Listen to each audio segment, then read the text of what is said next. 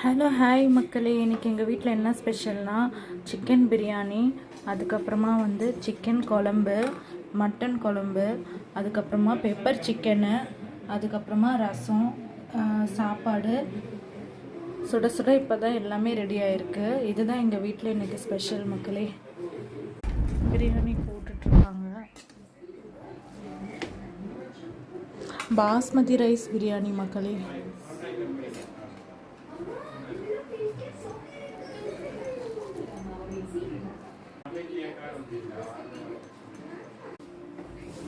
எல்லா பிளேட்டும் போட்டாச்சு.